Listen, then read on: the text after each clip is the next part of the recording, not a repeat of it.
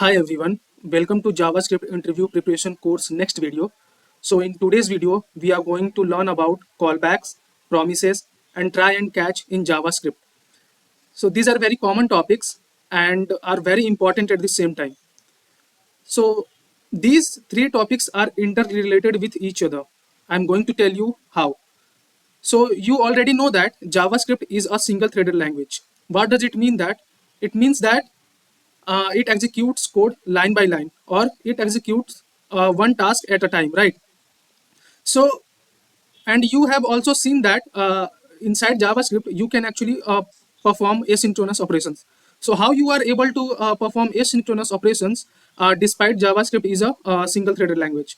So to perform asynchronous operation we actually use callbacks, promises and try and catch to perform asynchronous operations in JavaScript, right? So first of all, let's take this example. So here you can see that here is a simple code console.log. Then we are using set timeout to print something, and again we are consoling something, right? So in our previous video of event loop, you must have, if you have understood that lecture, so you might be able to answer the this right now. So first of all, start will print, then stop will print, then welcome to JS interview question. Inside this, so whatever inside this set timeout will be printed, right? So why this is happening? So to understand this, you can watch the previous video on event loop. So let's come to our console. So you can see here first start has been printed, then stop, then welcome to JavaScript interview question. So again, I'm going to talk about callbacks. That's why I'm giving here this example. So let's take another example.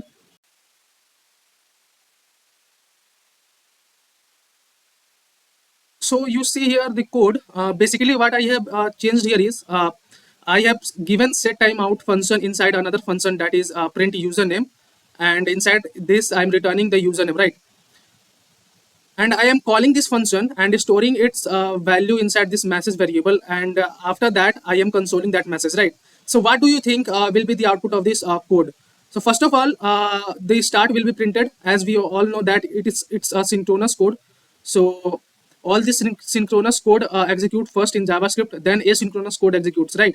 So first of all, this console will be printed. Again we will encounter this function, so it's all right here.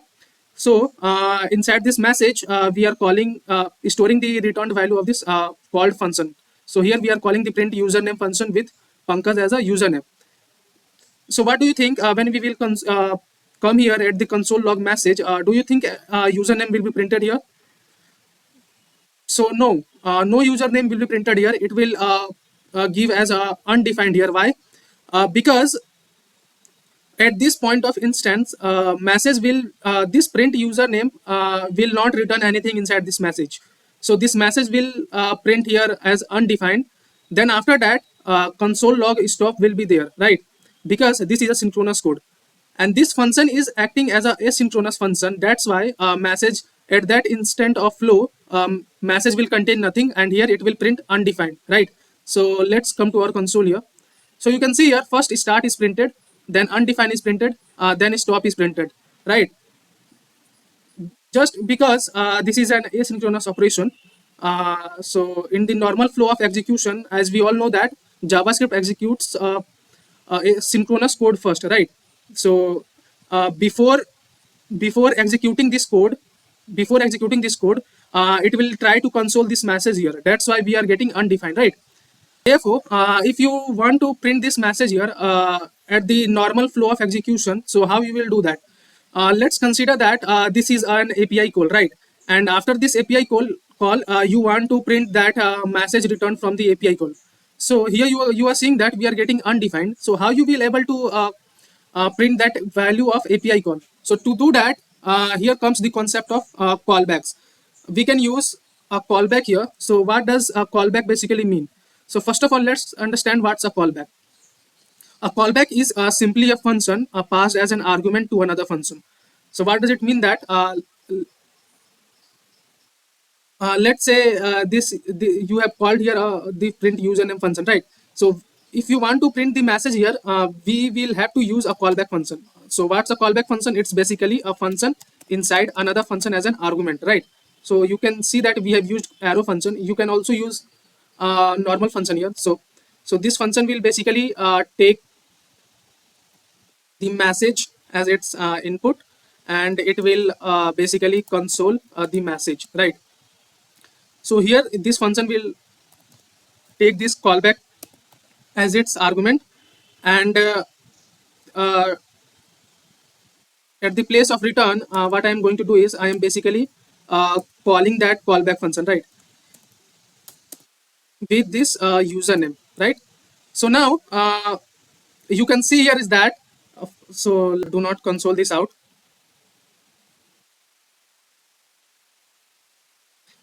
So you can see here that first of all we got the printed value as a start, then this function is an asynchronous function, that's why it will be executed at the end of all the synchronous code has been executed, right? So at the second place this will be executed, and at the end anything inside set timeout will be executed. So set timeout, after the set timeout is executed, this callback function will be called with this username as its input, and it will be returned inside this message variable, and we are consoling this message. So you can see here first our start is okay. So first our start is printing, then stop, then the username is Pankaj is printing, right? So this is the functioning of the callback here, right? So this function is called as a callback function, right? So let's assume that you would have called an API inside this set timeout. So you will be able to message it out here, right? Now, if you instead passing the time here, if you pass 0 itself, so again it will be printed at the end of this code, right? Why? Because this is synchronous, asynchronous code, and it will be executed after the execution of all the synchronous code here, right? That's why it's executing at the end of this synchronous code execution, right? So this is a callback. Now there comes a concept of callback hell. So let's jump onto that part. So before moving to the callback hell, let's understand why do we need callbacks. So JavaScript is single threaded, right? We all know, meaning it can only do one thing at a time. But for long running tasks like fetching data from an API, callbacks help us handle the result without blocking the rest of our code. So what we had seen in our previous example, that this is a asynchronous operation, right? But what JavaScript did here is that it executed the normal flow of our code, and let's say we had given 5,000 milliseconds here, right? So you can see here after 5 seconds our code is executing here, right? You can see here after 5 seconds. Let's run it again. So you can see here this start printed, then stop printed, then after 5 seconds this asynchronous code is executing, right? So you can see here the username is Pankaj. So what callback is helping here is out that it's not blocking the normal flow of our execution of the code, right? It's executing the code at the same time. It's maintaining the what we call as callback.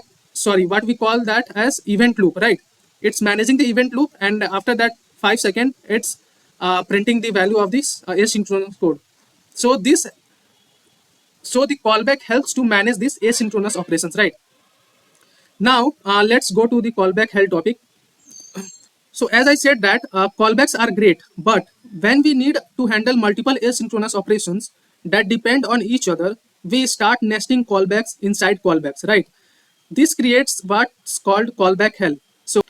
So you can see here I have written set timeout, and inside this set timeout I am first printing this step 1 completed, then again I am using another set timeout, and inside that set timeout I'm again printing another that step 2 is completed. Again inside that set timeout I'm again using another set timeout, and inside that I'm consoling step 3 completed, and each this set timeout is taking 1 second to complete their task. So let's come to our console and see how it's operating, right? So you can see here when we calling again, first of all, step 1 is completed. After 1 second, step 2 is completed, and after third second, step 3 is completed. So what does it mean that? So what does this code is showing out you that? So let's assume that this is an API call. Each set timeout is an API call. So first of all, uh, this API call is happening, and after 1 second, this API call is happening, and after 1 second this API call is happening. So what you can see here that all these API calls are interrelated with each other, and the outer set timeout is using the result of the inner API call result, right? So you can see here we are actually this code is hard to read and understand, right? So this is working code, but this is very messy code, right? It becomes a nightmare to debug if something goes wrong inside this code, right? Again, it makes scaling your application nearly impossible. So this is called callback hell, and you can see this is a pyramid like structure. And as I discussed that this is very messy code, and it's very hard to debug if something goes wrong inside this, right? So here the comes the concept of promises, right? So callbacks are completed. Now we are moving to next topic called as promises, right? So what does a promise means, right? A promise is an object that represents a value which might not be available yet but be resolved in the future. So let's say you are promising to your mother that mother, I will complete this task after some time. So your mother grants you to go to play outside, and she assumes that you will return after playing and complete your task. So what you are doing here, you are actually promising something to your mother, right? So this promise inside this JavaScript works in a similar manner. You promise something, and after some time, you will either resolve that promise or reject that promise, right? So think of it as a promise, right? That something will happen either successfully or with an error. So let's understand this with an example. So this is the syntax for creating a promise. So basically, this promise takes two parameters, that is resolve and reject. And inside this, I have declared a set timeout here. And inside this set timeout, I'm actually resolving my promise, right? Here you can see that resolve step one, resolving and returning a string as step one, right? Then what I did is then I called here dot then inside that I'm taking the result that is returned by this resolved, right? If it is resolved, it is then resulted in returned inside dot then, right? You can access that value. So result, I am consoling that result, and again I am returning step 2 as a new value, right? So again I am using dot then here, and again consoling that result, and again returning step 3, right? So again I'm taking that value inside another dot then value and consoling that result. And if there is something error, so I'm catching that inside dot catch and consoling that error, right? So this is basic syntax of a promise.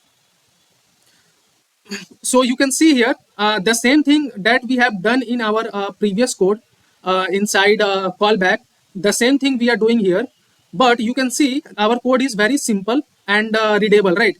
Anything which is resolved is coming inside then, and anything getting that we are getting error, we are catching it out inside dot catch, right? So this is simpler code and easy to manage, right? So what I try to say out here is that promises gives us a structured way to handle asynchronous tasks without deep nesting, right? But there's an even cleaner way to write this using async await, and that's where try catch comes in, right? So this is the basic code that I have discussed about the promise. So again, let's say that we return multiple dot then here, right? Let's say I'm again using dot then, and inside dot then I'm taking the result,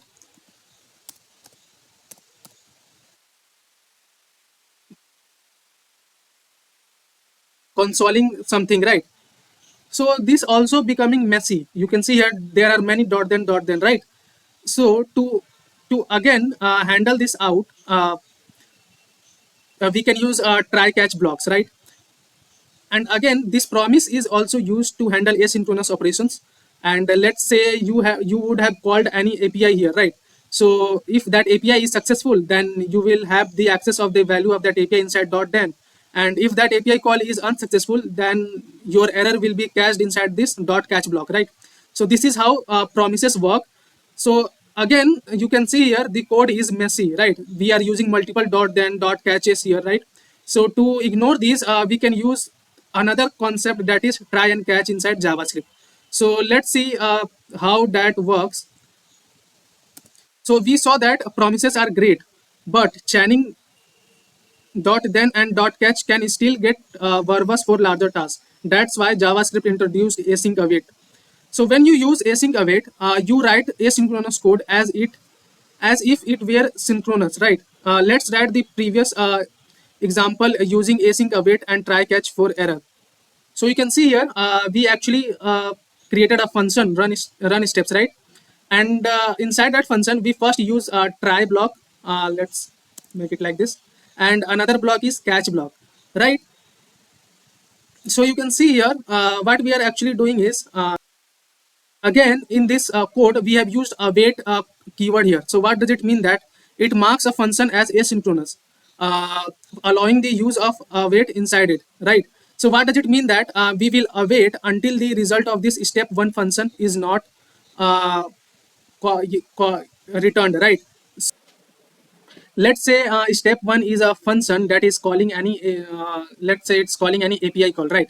And it's we have used await keyword before that. What does it mean? That it will wait until the result of this API call is not returned. Either it will be successful or it will be a failure, right? After that we are consoling our result.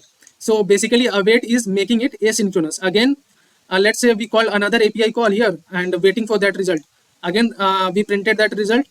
After that, we are again calling another API. So you can see here what I try to show you here is that it's basically a more structured code and very easy to understand.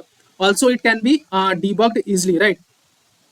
And try catch block handles any error that occur during the execution of asynchronous function, right? So this approach makes the code easier to read and maintain. It combines the power of promises with the simplicity of synchronous code. So try catch works not just with async await but also with synchronous errors, making it a versatile error handling tool. Right. So let's come to our console here. So we will not get anything because step one is not defined here. So if you consider this step one as an API call, let's say you call it as feth fetch, then you passed the URL, right? So this is basically the working of async await, right? So now the conclusion is that callbacks are a basic way to handle asynchronous operation, but can lead to nesting issues, right? And again, we came with a callback hell concept. So the results of too many nested callbacks that can lead to unreadable and unmaintainable code.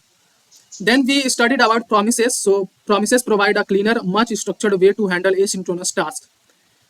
But there was also a drawback of promises, which makes our code unreadable and not easy to understand.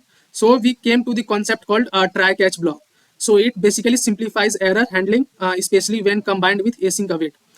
So you can see that JavaScript has evolved to make asynchronous programming more manageable and developer friendly. Understanding these concepts not only helps you write better code, but also prepare you for tricky interview questions.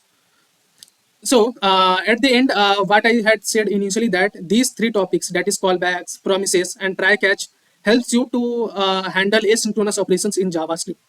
And we inside this video we also saw some drawbacks of callbacks and promises, and the advantages of try and catch blocks, right?